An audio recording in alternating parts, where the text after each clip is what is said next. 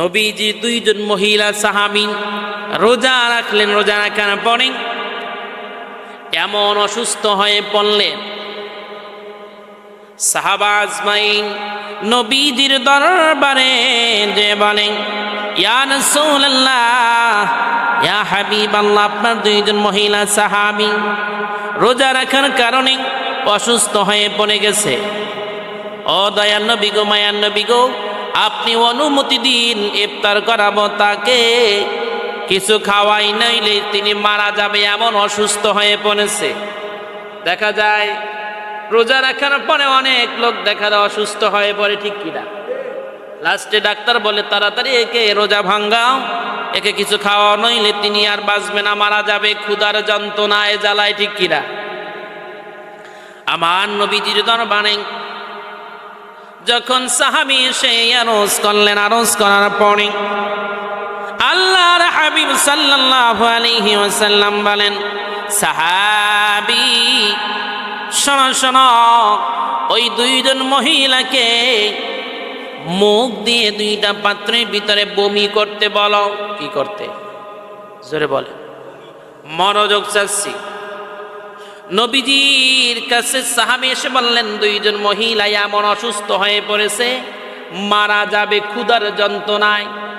নবীজি রোজা ভাঙ্গার অনুমতি না দিয়া বলে, এই দুইজনাকে দুইটা পাত্রের ভিতরে বমি করতে বলো, ইচ্ছা করে, ইচ্ছা করে।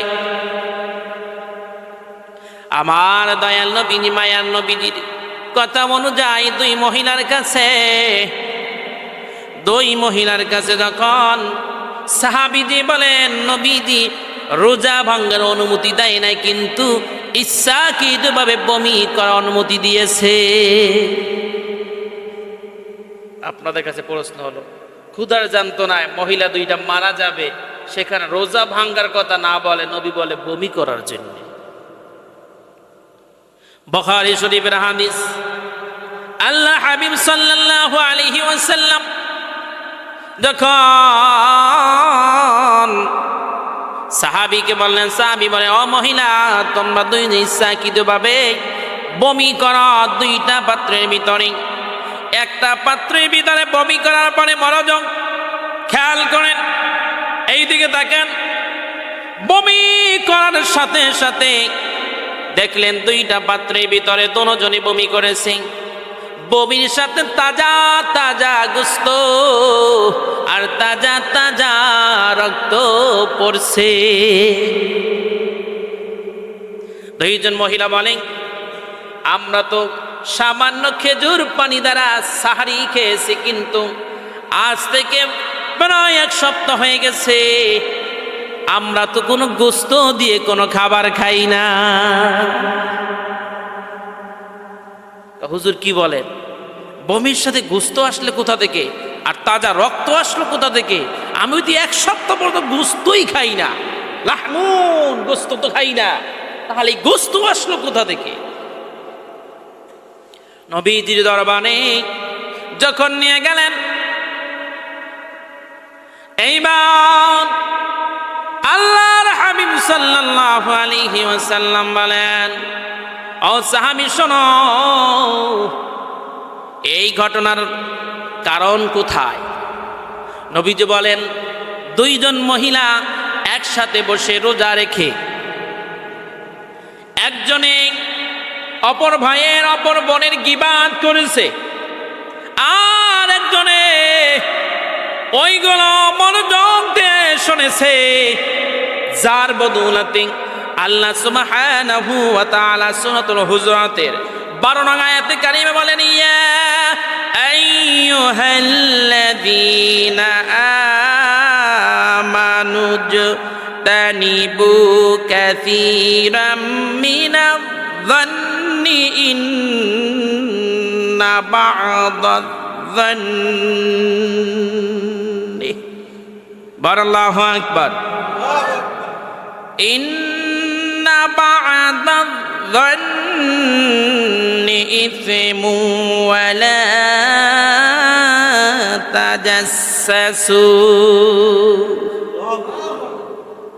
আল্লাহ বলেন, হে যারা ঈমান এনেছো, তোমরা বিরত থাকো অনেক ধারণা অনুমান থেকে, অবশ্যই কোন ধারণা অনুমান গুনার কারণ হয়ে যায়। এরপর আল্লাহ বলেন, তোমরা একজন অপরের দোষ খুঁজে পেরিও না। আল্লাহ এরপরে বলেন, ওয়ালা ইয়াগতাব বা'দুকুম বা'দ, এবং তোমাদের কেউ যেন অপরের গীবাত না করে। এইবার আল্লাহর হাবিব সাল্লাল্লাহু আলাইহি ওয়াসাল্লামের দরবারে প্রশ্ন করি, ইয়া রাসূলুল্লাহ, হাবিবাল্লাহ, একজন আরেকজনের গীবাত যদি করে তাহলে কি হয়? উহিব্বু আহাদুকুম আইয়াকুলা লাহমা আখিহি মাইতান ফাকারিহতুমুহু ওয়াত্তাকুল্লাহ ইন্নাল্লাহা তাওয়াবুর রাহিম। আল্লাহ বলেন এবং নবীকে জানাইয়া দেয়, বান্দা বান্দীদেরকে জানাইয়া দেয়।